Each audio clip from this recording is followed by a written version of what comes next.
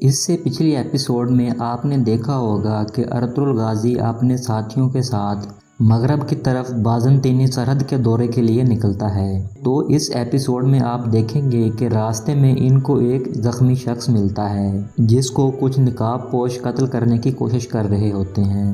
تو Ertugrul Ghazi اور اس کے ساتھی ان نقاب پوشوں کو مار کر اس شخص کی جان بچا لیتے ہیں۔ تو ارطغرل اس شخص سے پوچھتا ہے کہ تم کون ہو؟ تو وہ اپنی شناخت ظاہر نہیں کرتا اور ارطغرل کو کہتا ہے کہ ہماری مدد کرو کہ جس طرح یہ مجھے مارنے والے تھے اسی طرح یہ ہمارے شیخ کے اوپر بھی حملہ کریں گے اور ان کو بھی مار دیں گے، ہمیں تمہاری مدد کی ضرورت ہے، ہمیں بچاؤ۔ تو ارطغرل پوچھتا ہے کہ تمہارے شیخ کہاں ہیں؟ تو یہ شخص بتاتا ہے کہ وہ کاروان سرائی میں آرام کریں گے۔ اور دوسری طرف نویان کے سپاہی سلجان خاتون اور دمر العلب کو پکڑ کر لے جا رہے ہوتے ہیں اور سلجان یہاں سے بھاگنے کی کوشش کرتی ہے مگر پکڑ لی جاتی ہے۔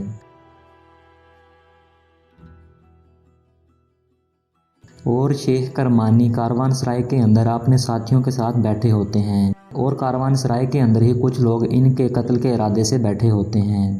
تو وہ کاروان سرائے کے دروازے کے اندر سے کنڈی لگا دیتے ہیں اور بہانے سے شیخ کے پاس آ کر شیخ پر حملہ کر دیتے ہیں۔ لیکن قسمت اچھی ہوتی ہے کہ عین وقت پر ارطغرل وہاں پر پہنچ جاتا ہے۔ ارطغرل اور اس کے ساتھی حملہ آوروں کو قتل کر کے شیخ کرمانی کی جان بچا لیتے ہیں۔ تو ارطغرل شیخ کرمانی سے پوچھتے ہیں کہ آپ کون ہیں؟ تو وہ ارطغرل کو بتاتے ہیں کہ میری ایک اسلامی تنظیم ہے۔ تو ارطغرل ان سے پوچھتا ہے کہ اس تنظیم کے بارے میں نے پہلے کبھی نہیں سنا۔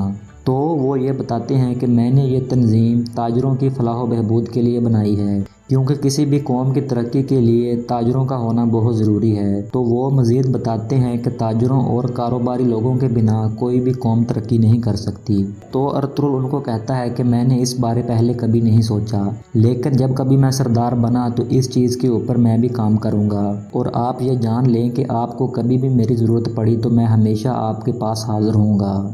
تاجر افرا سیاب سلجان خاتون کو نویان کے سامنے پیش کرتا ہے۔ تو نویان اس سے پوچھتا ہے کہ یہ کون ہے؟ تاجر افرا سیاب اس کو بتاتا ہے کہ یہ گندوگدو کی بیوی ہے۔ تو نویان کہتا ہے کہ تم اس عورت کو لے کر آئے ہو جس کو گندوگدو پہلے سے ہی چھوڑ چکا ہے۔ تو تاجر افرا سیاب اس کو کہتا ہے کہ ایسا نہیں ہے، گندوگدو اس کو چھڑوانے ضرور آئے گا۔ تو نویان اس کو کہتا ہے کہ اگر گندوگدو نہ آیا تو میں تمہیں اپنے کتوں کے آگے ڈال دوں گا۔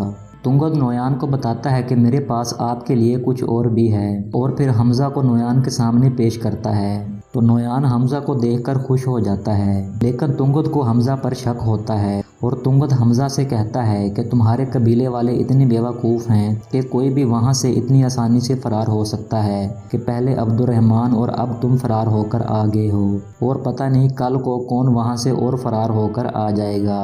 تو نویان کہتا ہے کہ اس بات پر مجھے بھی حیرانی ہے کہ حمزہ تم وہاں سے کس طرح فرار ہوئے۔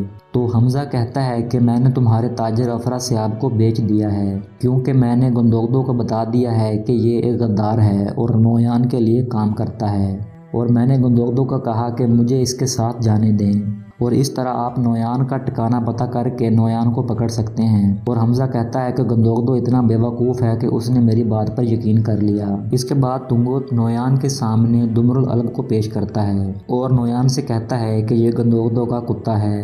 اس کے بعد ارطغرل بے عبد الرحمن کا علاج کرتے ہوئے دکھائی دیتے ہیں۔ ارطغرل بے سنگرتکین سے ان کی صحت کے بارے میں دریافت کرتا ہے۔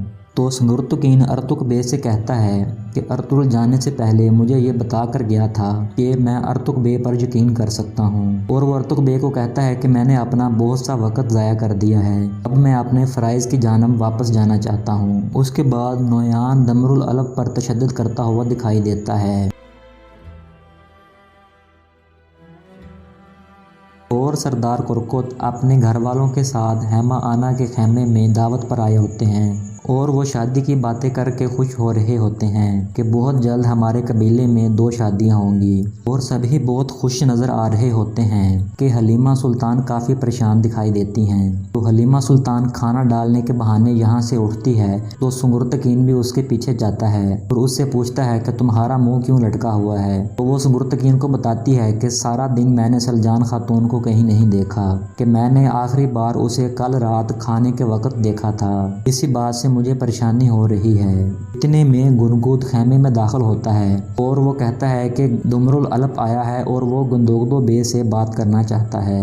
ہیما آنا کہتی ہے کہ اسے اندر بھیجو۔ जैसे ही वो अंदर आता है तो वो बहुत ज़्यादा जख्मी होता है। तो गंदोगदो उससे पूछता है कि तुम्हें क्या हुआ। तो दुमरुल अलप गंदोगदो को बताता है कि नोयान ने सलजान खातून को अगवा कर लिया है और वो आपसे कुछ चाहता है। गंदोगदो पूछता है कि वो मुझसे क्या चाहता है। तो दुमरुल अलप कहता है कि नोयान ने ये कहा था कि ये बात मैं आपको अकेले में बताऊं। तो गंदोगदो उसको दूसरे खैमे में ले जाता है। वहाँ पे दुमरुल अलप गंदोगदो को बताता है कि नोयान को वो चीज़ चाहिए जो संगुर्तगीन के पास अमानत है। तो गंदोगदो संगुर्तगीन से आकर पूछता है कि तुम्हारे पास क्या चीज़ अमानत है। तो संगुर्तगीन गंदोगदो को कहता है कि मेरे पास अपनी जान देने के अलावा कुछ भी नहीं है। गंदोगदो गुस्से में आ जाता है और संगुर्तगीन का गिरेबान पकड़ लेता है। तो ऐसे में गंदोगदो को हमज़ा की बातें याद आती हैं जो उसने गंदोगदो को बताई होती हैं कि संगुर्तगीन मंगोलों के पास सुल्तान अलाउद्दीन का जासूस था। तो अब गंदोगदो को भी इस बात पर यकीन होने लगता है और गंदोगदो संगुर्तगीन को कहता है कि तुम बिल्कुल अपने भाई अर्तुगरुल की तरह हो के बजाय मुसीबतों को कम करने के तुम्हारी वजह से और भी मुसीबतें बढ़ रही हैं। उसके बाद गंदोगदो सलजान के खैमे में आता है और सलजान की बातों को याद करके परेशान हो रहा होता है और सलजान के लिए काफ़ी गमज़दा दिखाई देता है। नोयान रात के वक्त बुरी नीयत से सलजान खातून की तरफ आता है और सलजान के मुंह से पट्टी उतार देता है और सलजान के करीब होने लगता है तो सलजान अपना सर नोयान के मुंह पे दे मारती है और नोयान की नाक से खून बहने लगता है और नोयान सलजान को थप्पड़ रसीद कर देता है। तो हमज़ा सलजान को नोयान से बचाने के लिए कहता है कि अगर तुमने सलजान खातून को छुआ और गंदोगदो को ये पता चल गया तो गंदोगदो वो चीज़ तुम्हें कभी भी नहीं देगा जो तुम गंदोगदो से चाहते हो। ये बात सुन के नोयान पीछे हट जाता है। उसके बाद नोयान सलजान के सामने डांस करके सलजान को एंटरटेन करता है।